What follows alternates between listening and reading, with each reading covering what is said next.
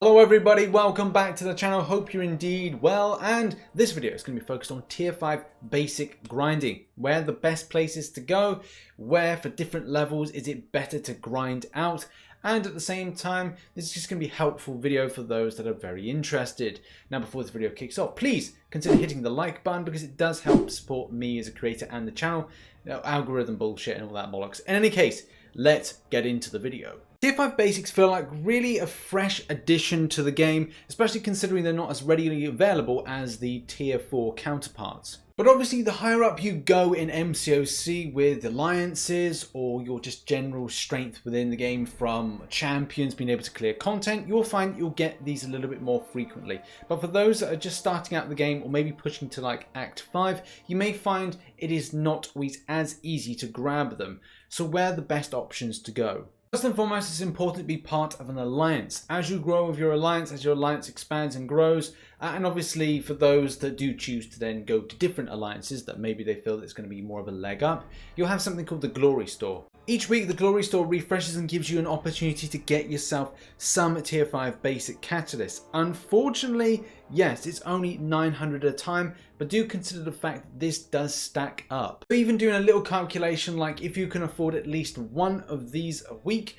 times say 54 weeks in a year, that gives you 54. 900 times 54 equals 48,600. For those with a lot of glory by the end of their Alliance Quest grind, they will have good availability to this. And for me personally, this is probably the best way to get it that is not so much of an extensive spend on glory, and at the same time does give you access without having too much of an effort. And yes, it is 1,300 glory a time. Obviously I've made one purchase, so it is going to increase. But still, this is a great opportunity for those in alliances that are a lot lower down to start getting on that ladder to build up.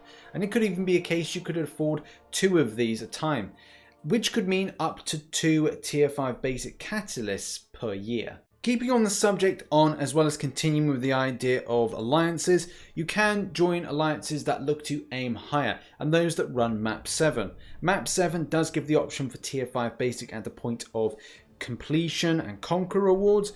Also when it comes to map 7 crystals, which do give the opportunity for tier 5 basic catalyst fragments. As you increase your MCOC career and kind of go up the tierings, go up the alliances and try to then get this stuff, you have to make a decision on how much of your time you want to invest into the game based on your personal, maybe work life, because sometimes it may not be an option for you to actually be in an alliance that does map 7 or difficult content where you're required to be more active than normal. Now let's turn our attention to content, and there's a lot of content where you can pick up tier 5 basics. First of all, starting off with the special event quests, things that appear from time to time that will go away very quickly as they come in.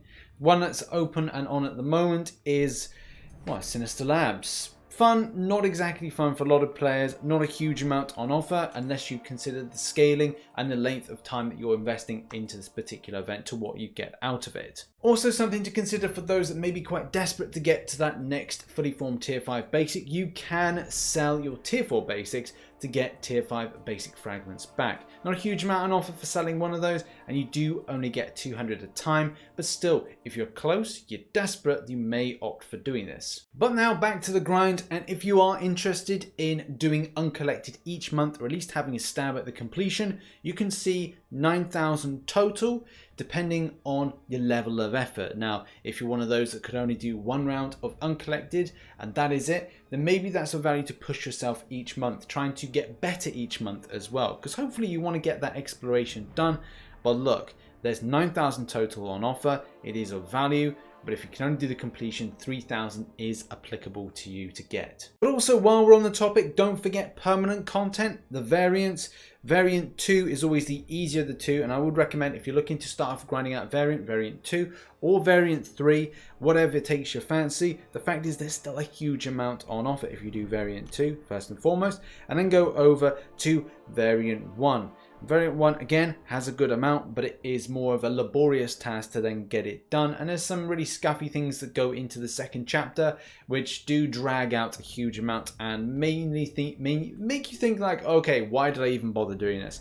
Either way, it is permanent content, it's not going away, and is worth the grind. And sticking with the subject of permanent content, Act 5 is probably the best starting point for permanent content to do before you think about doing anything else. And I'll come up with a running order where I think that where you should balance yourself to grind out tier 5 basics, or kind of look at progression route as well. And Act 5 gives you that option to have two very, not easily, but it's less of a hassle to get Act 5 done in total. Act 6.1 is fairly straightforward as well, and I would advise that that's another point to kind of go there next. But do Act 6.2 when you feel comfortable with your roster. My advice for a progression running order would be as follows. So at the top it would be get Act 5 done and dusted, then go and concentrate on your monthly stuff and weekly with your Alliance Quest. So Alliance Quest, get the glory spent in the glory store. Then it's a case of going, right, well, you need to do the monthly, try and do the completion, push yourself to try and better your roster to do the 100%, the exploration,